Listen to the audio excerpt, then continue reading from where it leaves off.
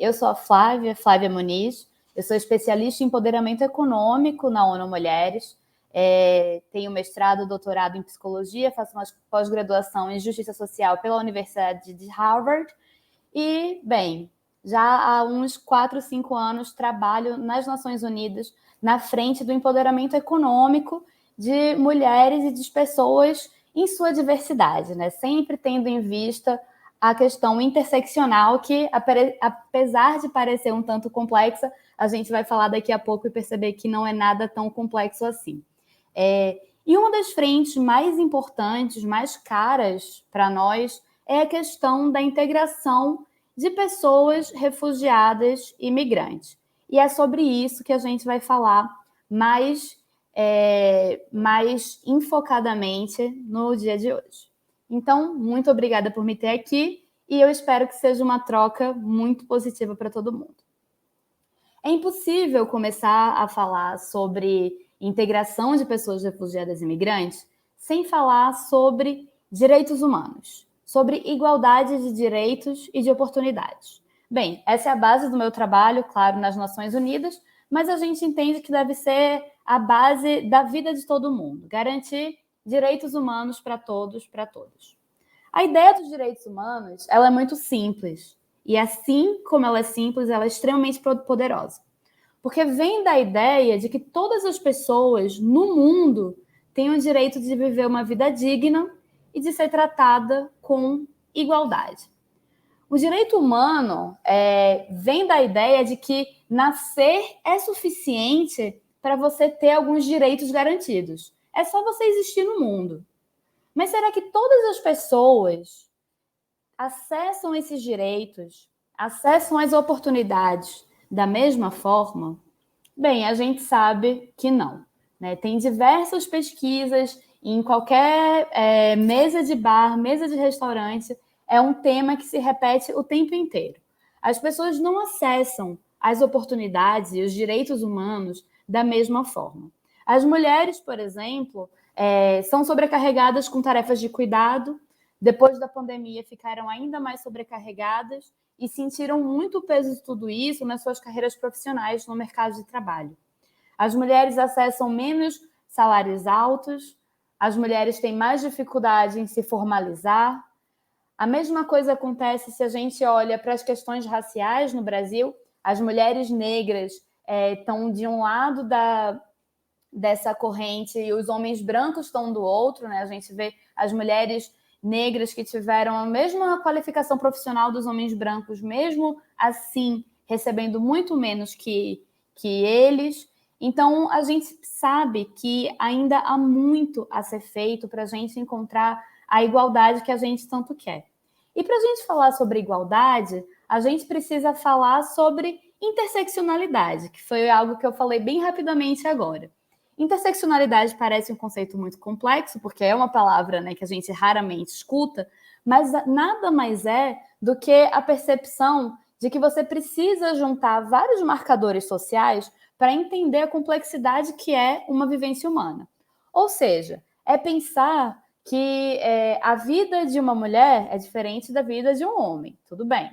A vida de uma mulher branca é diferente da vida e das oportunidades de uma mulher negra.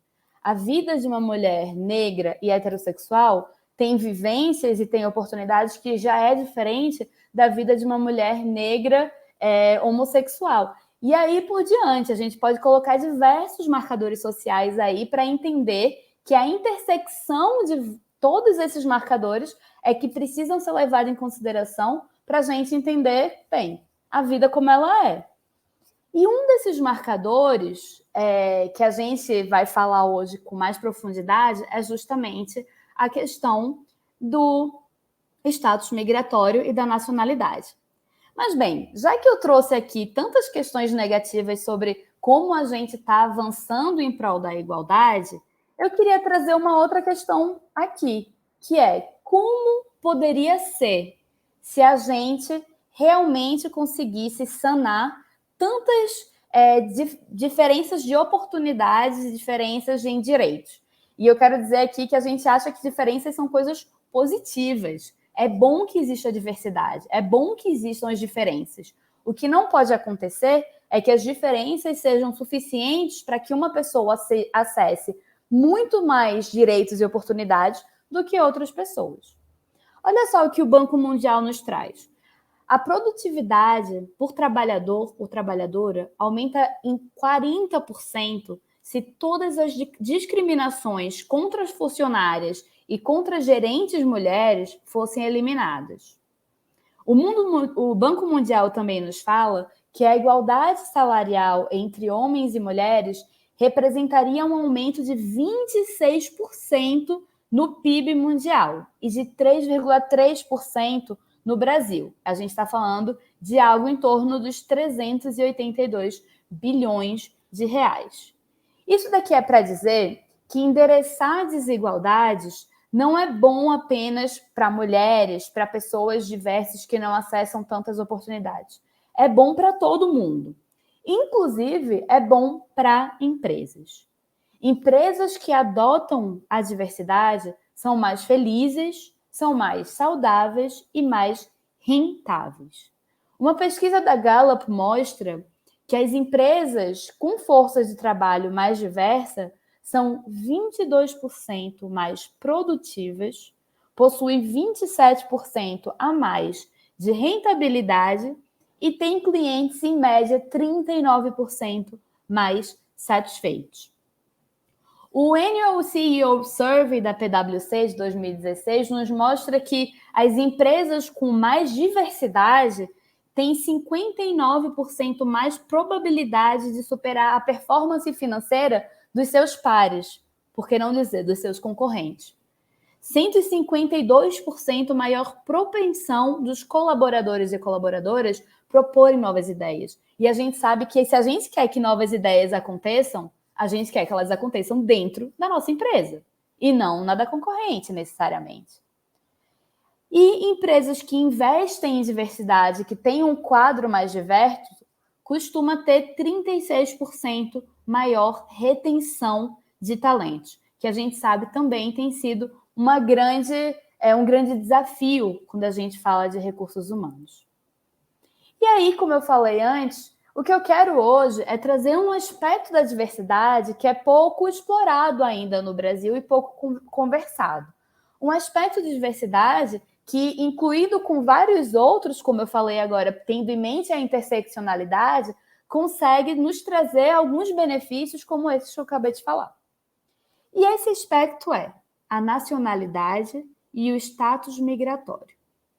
E aí eu queria trazer uma pergunta para cada uma de vocês. Como você imagina as pessoas refugiadas no Brasil? Eu tenho percebido que cada vez mais, quando eu converso com pessoas diversas sobre status migratório, sobre pessoas refugiadas no Brasil, sobre as diversas nacionalidades, né, que vêm buscar aqui no nosso país novas oportunidades, as pessoas têm em mente uma visão de pessoas refugiadas meio que como a gente vê em filmes americanos, em filmes de Hollywood, nas séries da Netflix, e que muitas vezes não é as pessoas que estão aqui no Brasil, as refugiadas e os migrantes que estão aqui no Brasil. Antes de eu falar sobre o retrato da pessoa refugiada e migrante no Brasil, eu acho que eu preciso explicar para vocês porque com tanta frequência vocês me ouvem falar pessoas refugiadas e migrantes. Bem, quando a gente fala pessoas refugiadas, nós estamos falando sobre pessoas que fugiram dos seus países de origem por grave violação de direitos humanos, por estarem sendo perseguidas por questões políticas, religiosas, de raça, cor, de orientação sexual, de tantas questões que fazem com que pessoas sejam perseguidas. E quando eu falo sobre pessoas migrantes, eu falo sobre pessoas que não necessariamente estão fugindo dos seus países por conta de questões como essas, e várias vezes estão fugindo dos seus países por questões tão sérias quanto, como a própria fome, o desespero por questões econômicas, por questões financeiras. Então, a gente, quando olha para pessoas refugiadas e imigrantes, tem que ter em mente que a pessoa refugiada está buscando proteção internacional e a pessoa migrante não necessariamente está procurando proteção internacional. Mas as duas, muitas das vezes, estão em situação de muita necessidade e estão em busca de reconstruir a vida em um novo país. Então, é por questões burocráticas que a gente faz essa diferenciação, pessoas refugiadas e imigrantes, mas é muito comum que no seu dia a dia de trabalho, se você sentir vontade de diversificar mais a sua equipe e olhar para a questão da diversidade de nacionalidades e status migratório, essas questões de refugiadas ou migrantes seja apenas uma questão burocrática, de fato, e não tanto de vivência assim. Mas é importante, claro, por questões conceituais, vocês saberem um pouco dessas diferenças. A gente também está considerando aqui pessoas refugiadas, tanto aquelas que já receberam do governo brasileiro, do CONARE, né, o reconhecimento de ser refugiada, né, de receber o status de pessoa refugiada, como aquelas pessoas que estão esperando uma decisão do governo brasileiro. E aí essas pessoas têm um protocolo de refúgio que eu vou falar daqui a pouquinho. Mas então, voltando para a nossa pergunta-chave, né? Como é que você imagina a pessoa refugiada no Brasil? E aí eu vou trazer alguns dados que nos ajudam a ter uma visão mais real dessas pessoas. Por exemplo, olha aqui que interessante, a gente está vendo nessa imagem decisões do governo brasileiro, né, do CONARE, com apoio do Acnur, que é a agência da ONU para refugiados, de pessoas que foram reconhecidas como refugiadas no Brasil. A grande maioria dessas pessoas são de qual nacionalidade? Venezuelanos. A gente sabe que o Brasil tem uma fronteira terrestre com a Venezuela, né, que fica no estado de Roraima, e a gente acompanha centenas e centenas de pessoas vindo realmente a pé, saindo da Venezuela e vindo para o Brasil, muitas vezes a pé, em busca de uma nova vida, em busca de oportunidades. Então, quando a gente fala sobre pessoas refugiadas, pessoas migrantes no Brasil, a gente está falando de uma expressiva maioria de pessoas venezuelanas. Logo em seguida, a gente tem pessoas que vêm da Síria, do Senegal, da Angola e da República Democrática do Congo. E várias outras nacionalidades, mas a gente está falando aqui das nacionalidades mais comuns em conseguir o status de pessoa refugiada, uma pessoa que foi reconhecido o seu direito de proteção internacional aqui no Brasil. E aí eu chamo a atenção aqui para o lado esquerdo da tela, quando tem esse GGVDH, que é um dos motivos de reconhecimento do status de refugiado. O que é isso? É grave e generalizada violação de direitos humanos. Então, a pessoa chega aqui no Brasil e fala, eu estou precisando de apoio internacional, eu preciso de ser reconhecida como uma pessoa refugiada, eu não posso voltar para o meu país de origem. Então, quando o Brasil decide dar status de refugiada para uma pessoa, se compromete a não deportar a pessoa, a não fazer a pessoa retornar para aquele país, porque é um risco para a vida dela, muitas vezes.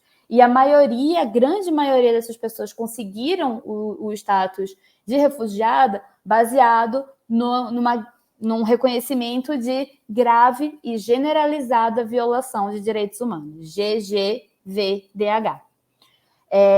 E aí, uma outra questão que eu quero chamar a atenção para vocês aqui é olhando para a faixa etária.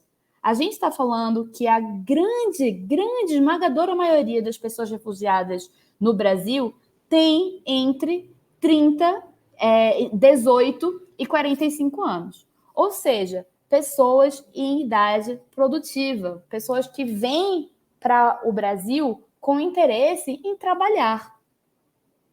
E um outro ponto que eu quero chamar a atenção aqui é sobre a questão de gênero, né? Claro, enquanto uma pessoa que trabalha na ONU Mulheres. A gente vê aqui mais homens recebendo o status de pessoa refugiada do que mulheres. Mas quando a gente engloba pessoas refugiadas e imigrantes, a gente vê bastante paridade, né? A gente vê praticamente, por exemplo, vendo pessoas que vêm da Venezuela para o Brasil, a gente vê praticamente 50-50 o número de homens e de mulheres.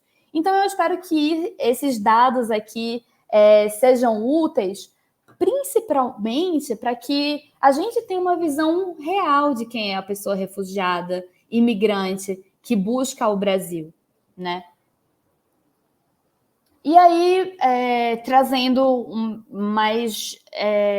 com mais profundidade essa questão de gênero para pessoas refugiadas e imigrantes, eu preciso dizer que a gente, na ONU Mulheres, numa parceria com a Acnur, a Agência da ONU para Refugiados, e o UNFPA, o Fundo de População das Nações Unidas, a gente tem acompanhado muito de próximo assim, o fluxo migratório, principalmente o venezuelano para o Brasil, já que é o mais expressivo, e tem percebido que as mulheres não estão conseguindo acessar as mesmas oportunidades que os homens venezuelanos. E aí eu vou trazer um pouco esses dados para vocês. A gente tem observado que a taxa de desemprego é mais alta entre as mulheres refugiadas e imigrantes quando comparado com os homens refugiados e imigrantes, por exemplo. As mulheres refugiadas e imigrantes também têm salários mais baixos do que os homens e também quando comparado com o gender pay gap, que é como a gente chama a lacuna salarial entre homens e mulheres. A gente sabe que existe uma lacuna salarial entre homens e mulheres no Brasil, entre mulheres brasileiras e homens brasileiros. Quando a gente compara com a lacuna salarial de mulheres refugiadas e imigrantes e homens refugiados e imigrantes, essa lacuna é ainda maior entre refugiados e imigrantes. Então, é claro que a gente trabalha para que ninguém seja deixado para trás, a gente trabalha para chegar em um mundo mais justo e igualitário, então a gente precisa ter em mente a interseccionalidade e a questão também das mulheres refugiadas e imigrantes. A informalidade é mais alta entre as mulheres refugiadas e imigrantes do que entre os homens refugiados e imigrantes. E aí, em um contraponto muito interessante, o nível de formação educacional entre as mulheres refugiadas e imigrantes é mais alta do que a dos homens refugiados e imigrantes. Isso faz sentido também com o que a gente vê no cenário nacional no Brasil, né? As mulheres tendem a terminar mais o ensino médio, a frequentar mais a universidade, a ter mais o título de mestre, de doutora, e mesmo assim não consegue ter o mesmo nível salarial e os mesmos cargos que os homens. Então, a gente precisa também estar sempre atento a isso, né? A gente tem mulheres com muita capacidade, com bastante formação, que não estão acessando as mesmas oportunidades, e isso tem ficado ainda mais sério entre mulheres refugiadas e imigrantes. E agora, se aprofundando na questão da contratação de pessoas refugiadas e pessoas migrantes. Eu vou trazer aqui alguns benefícios que são observados tanto através de pesquisas qualitativas e quantitativas, quanto na minha troca com empresários e empresárias de todos os ramos, né? Já fazem alguns anos que eu trabalho justamente com o setor privado na contratação de pessoas refugiadas e imigrantes, na permanência e na ascensão de pessoas refugiadas e imigrantes no mercado de trabalho. Então, vou trazer um pouco desses benefícios para cá. A gente tem percebido que as pessoas refugiadas, em geral, são pessoas capacitadas, né? São pessoas tanto que foram bastante capacitadas nos seus países de origem, como que buscaram capacitação depois da chegada no Brasil. Justamente porque a gente percebe que existe uma certa dificuldade na validação de diplomas no Brasil, e aí as pessoas elas têm aquele diploma, mesmo que ela não consiga revalidar, ela tem aquela experiência profissional, ela tem aquela formação profissional, e isso se soma a coisas, a cursos, a formações que essa pessoa busca depois que chega no Brasil para ter mais contato com o português, para aumentar a chance de entrar no mercado de trabalho. Então, a gente percebe que são pessoas, inclusive, mais capacitadas do que a média nacional. Um benefício muito importante é isso que eu acabei de trazer sobre os benefícios da diversidade no ambiente de trabalho, né? A gente tem todos esses números aqui que nos mostram que empresas que investem em diversidade têm um retorno extremamente positivo, inclusive na rentabilidade, inclusive no lucro.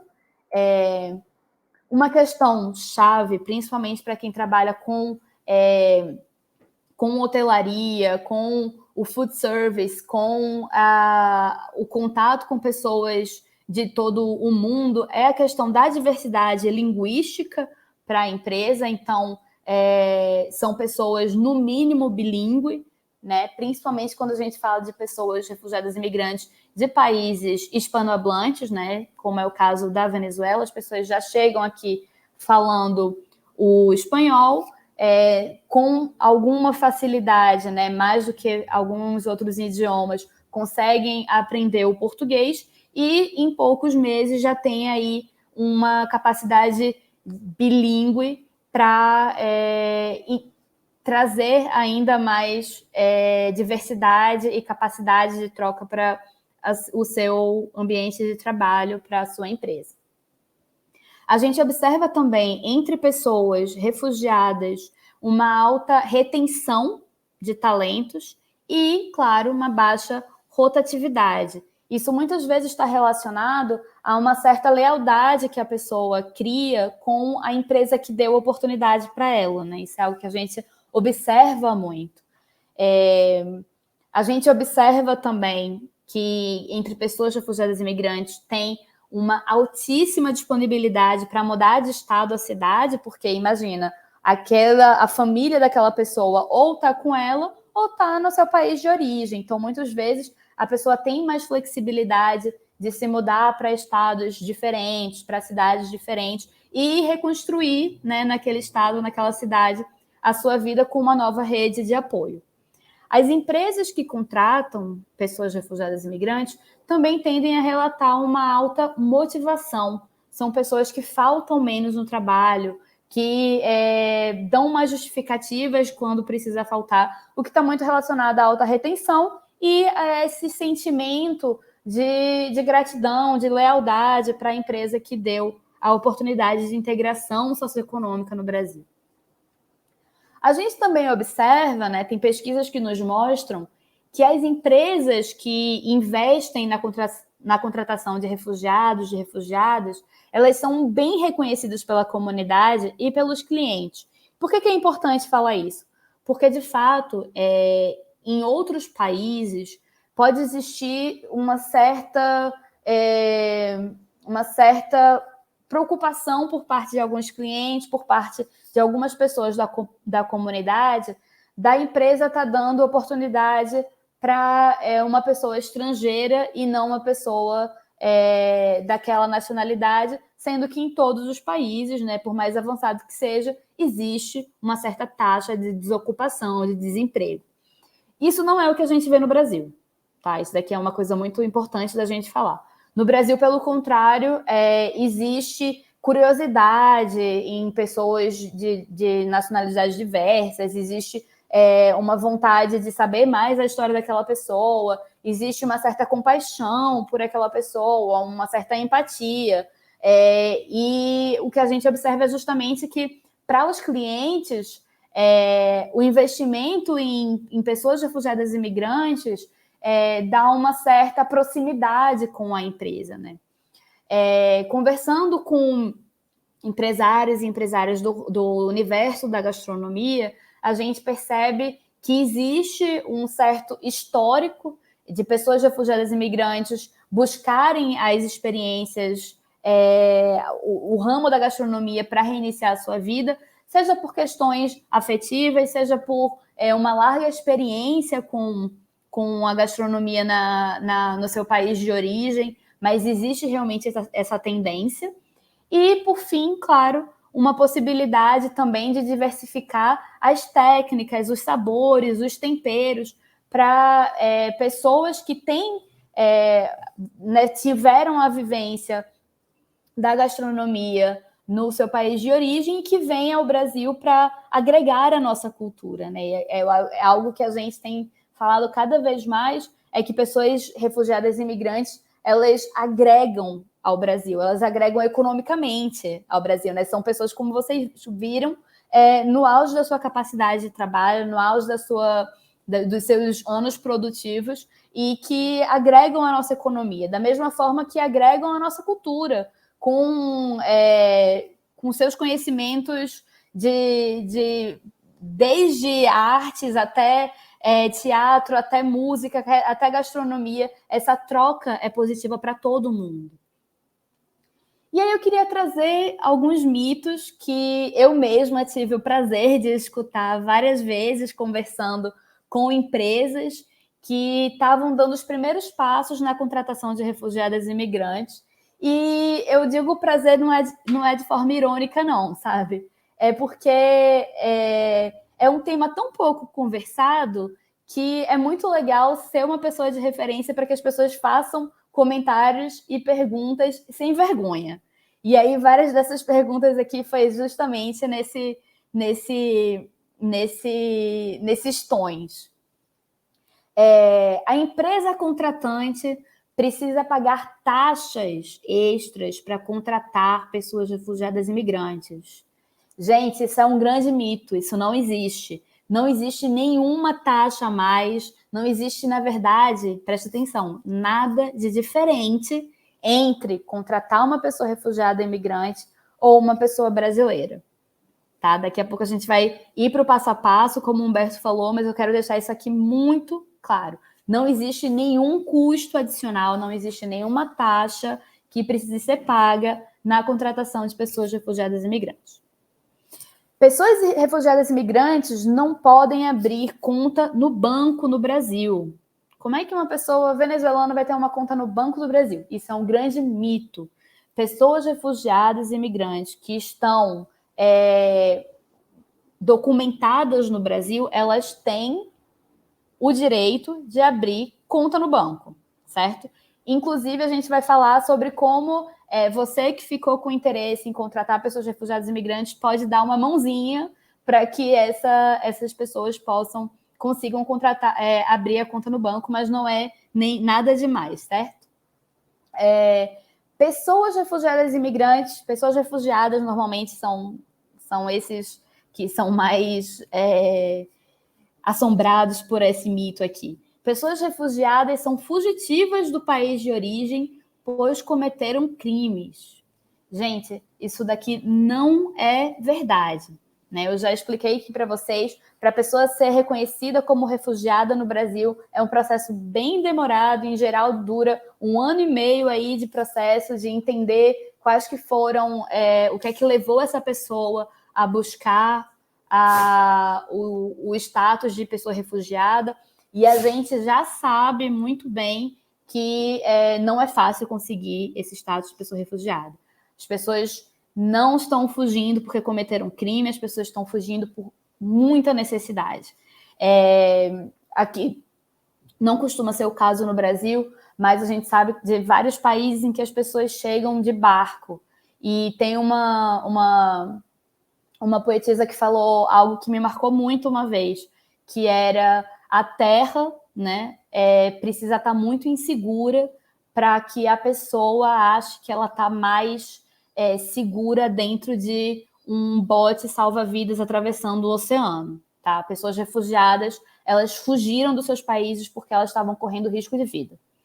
Então, por favor, vamos tirar aqui por terra, de uma vez por todas, esse mito de que são pessoas que fugiram porque cometeram crimes. Isso não faz sentido. Pessoas refugiadas e imigrantes são intolerantes com a cultura brasileira. Isso é muito repetido, especialmente com pessoas que vêm de países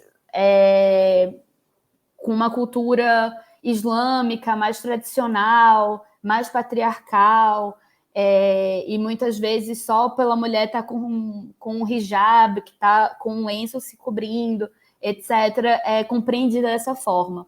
E aí eu quero dizer para vocês que isso também não é o que nos mostram as pesquisas qualitativas, as trocas no dia a dia com essas pessoas. Essas pessoas vêm para o Brasil buscando uma nova oportunidade, buscando reescrever a vida, e elas muitas vezes são bem recebidas e pagam na mesma moeda, né? Com gratidão e com vontade de construir coletivamente. E, por fim, que pessoas refugiadas e imigrantes têm outro tipo de carteira de trabalho no Brasil. Esse daqui foi um dos meus favoritos. E a pessoa me disse até qual era a cor que a carteira seria. Gente, isso não existe. A pessoa tem exatamente a mesma carteira de trabalho, os mesmos direitos trabalhistas e tudo mais. Mas sabe o que aqui não é mito? Essa pesquisa aqui foi feita em 2018 e traz dados muito interessantes.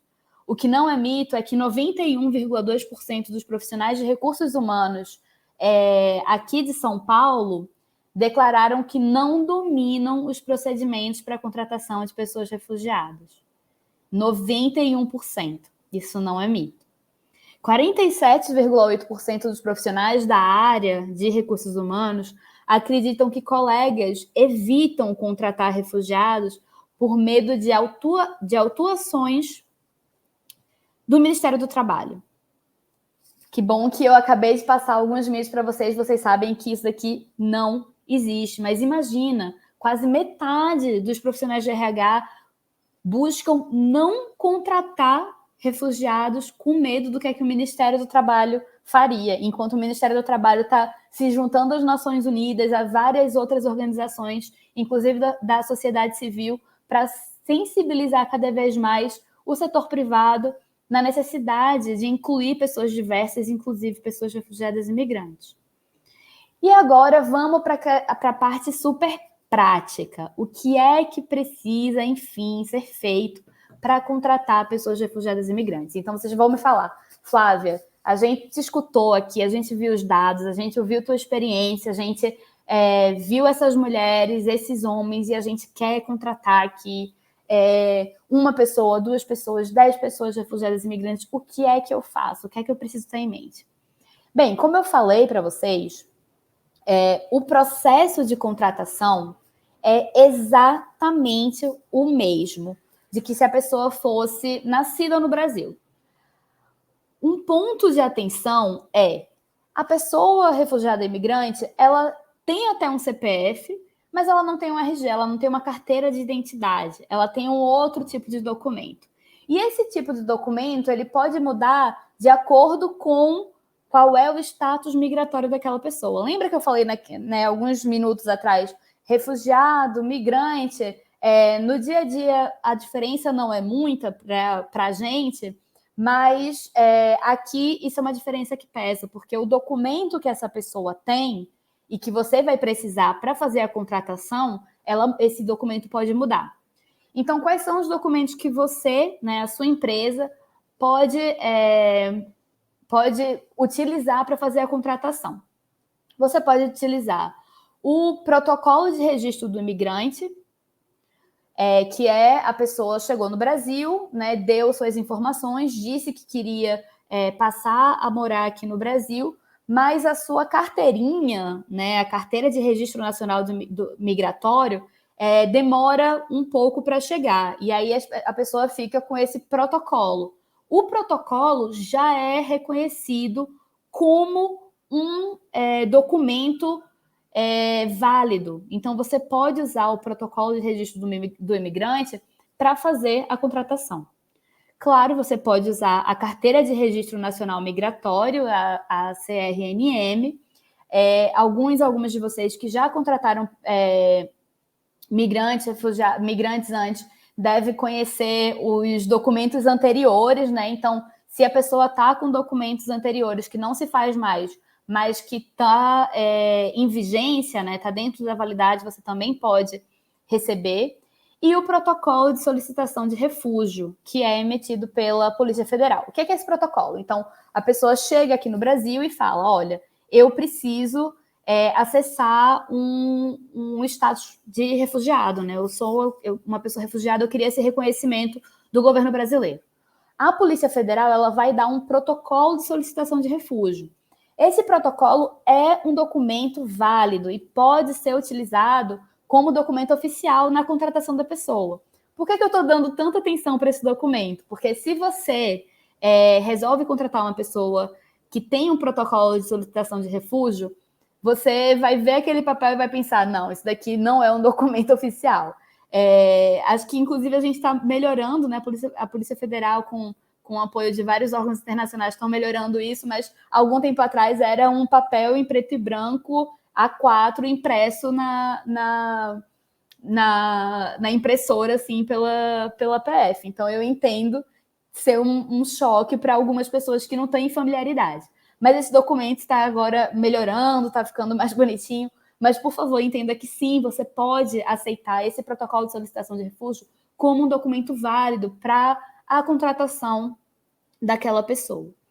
E aí, algo que eu quero aqui chamar a atenção é o seguinte: tenham em mente que é comum que uma pessoa refugiada, imigrante, tenha fugido do seu país e ter que escolher o que trazer para o Brasil. Imagina se você agora precisa pegar a sua família e fugir.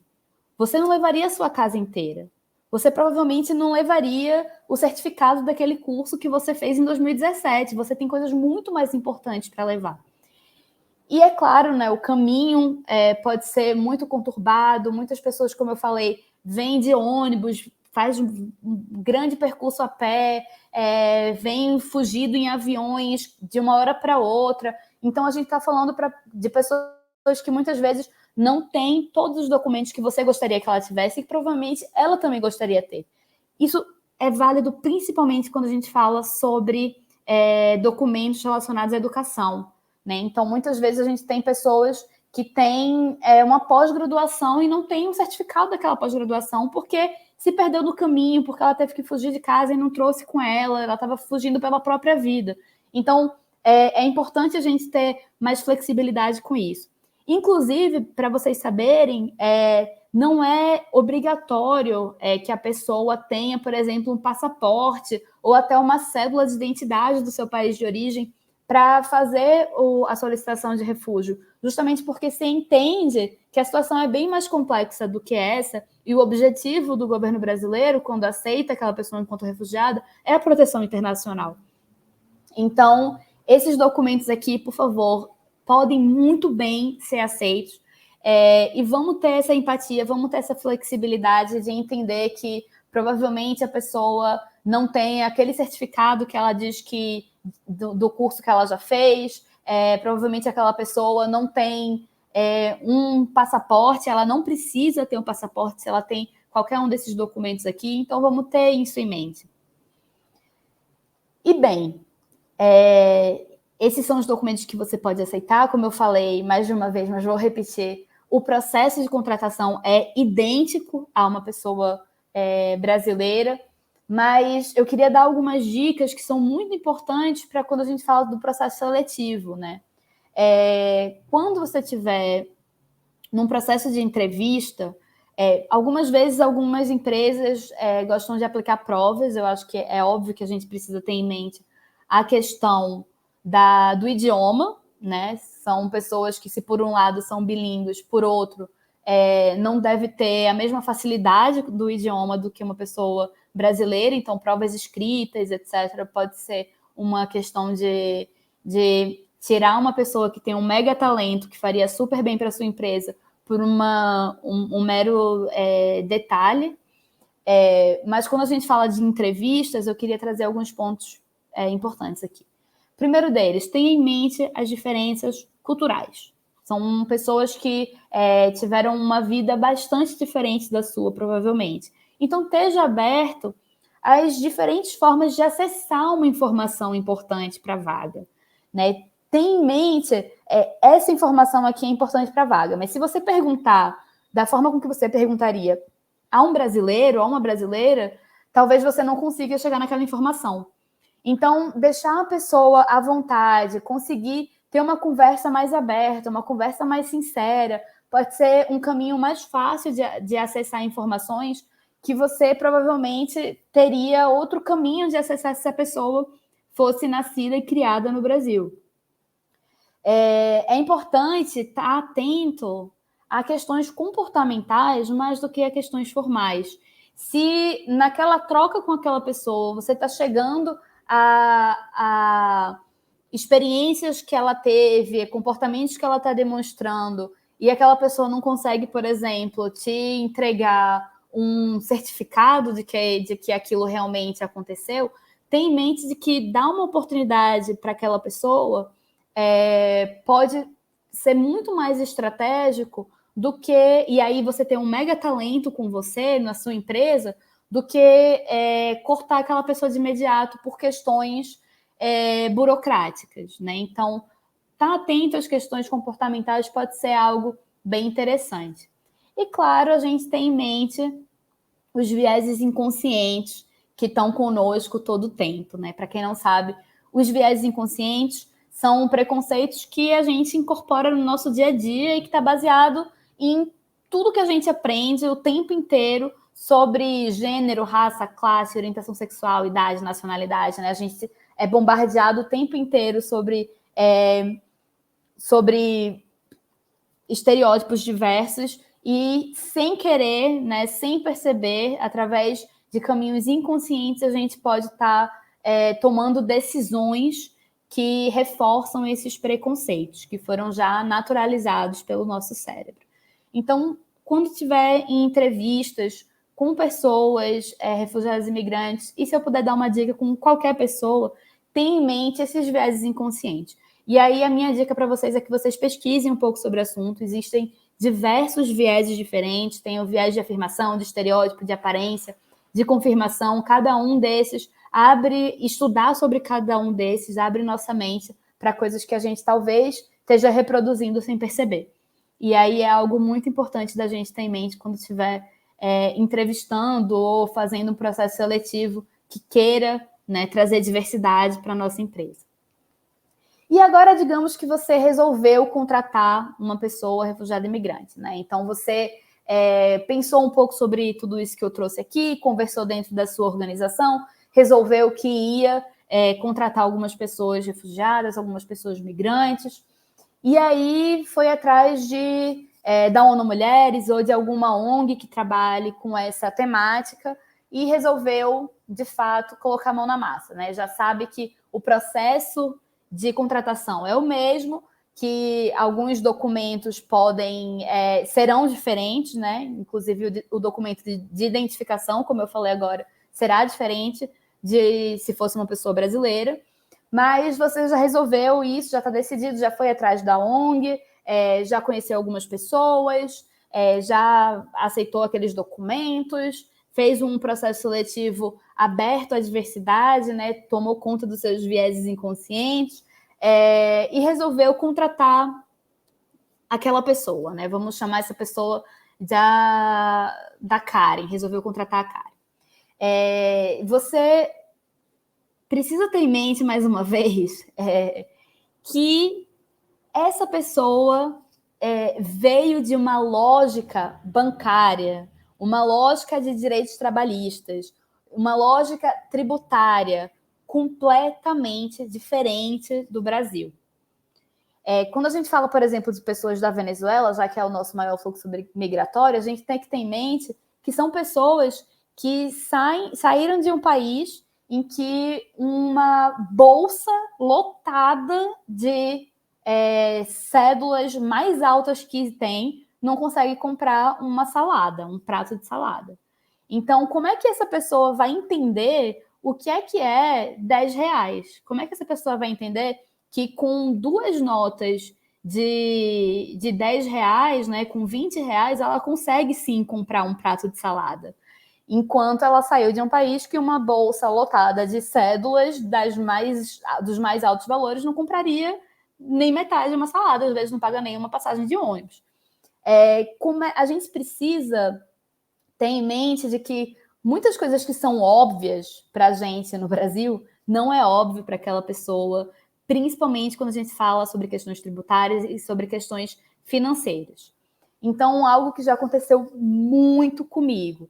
Uma pessoa chega e fala, olha, o seu salário é X. E aí, quando chega no final do mês, a pessoa não recebeu aquele X. Recebeu aquele X menos, tudo que a gente sabe que é descontado em um salário brasileiro.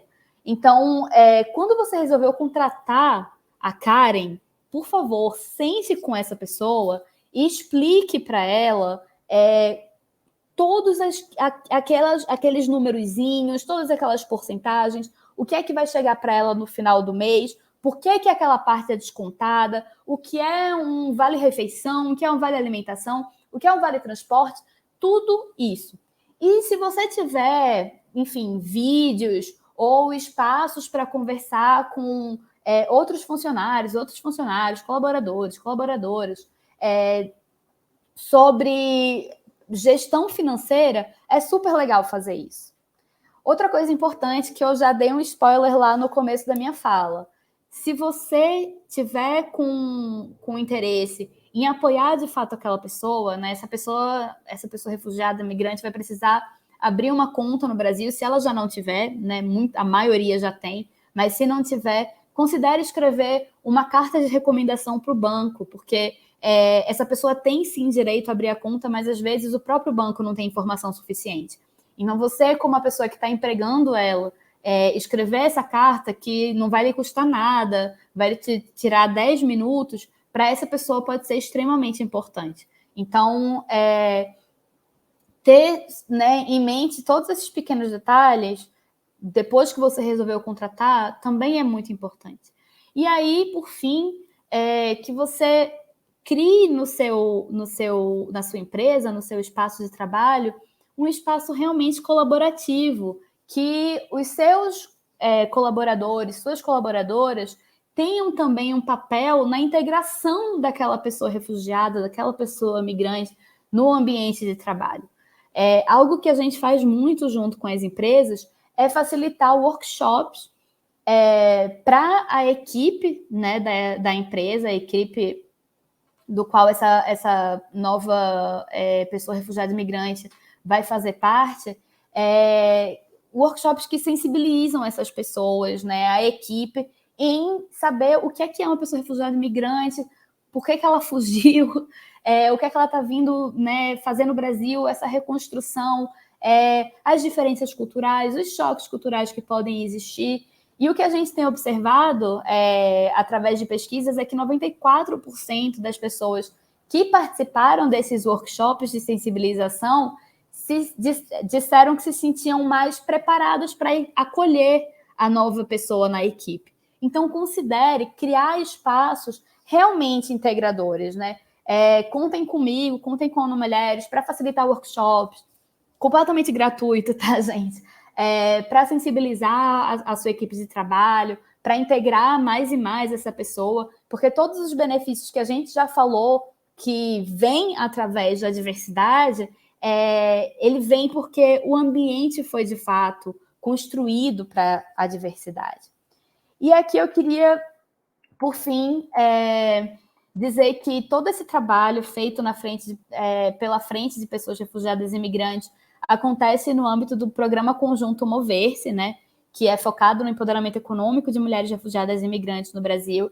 É uma iniciativa completamente financiada pelo governo de Luxemburgo, tem a participação e a liderança da ONU Mulheres, junto com o UNFPA, o Fundo de População das Nações Unidas, e o Acnur, a agência da ONU para refugiados, e a gente estimula o setor privado, as empresas, a se comprometerem em investir realmente na diversidade também de nacionalidades e de status migratório. Então, a gente tem uma carta de compromisso que as empresas que têm interesse em investir nessa frente assinam. Não existe nenhuma contrapartida financeira. O que a gente quer, de fato, é dar visibilidade para esse tema. Então, as empresas assinam, dão visibilidade, mostram para o mundo que estão preocupadas também, investindo nessa frente, e trabalham, né, junto com a gente para chegar mais perto dessa população. Às vezes nem é através da contratação, pode ser através de outras frentes também, mas é uma forma da gente realmente trazer esse tema como uma camada a mais da diversidade que a gente tanto fala. E assim eu termino minha apresentação. Agradeço muito pela participação de todo mundo, pelo interesse num tema tão necessário, e que a gente possa, de fato, construir um mundo mais igualitário, mais diverso, que a gente se propõe a fazer, e que a gente possa também se beneficiar de tantas coisas boas que vêm quando a gente olha para a diversidade.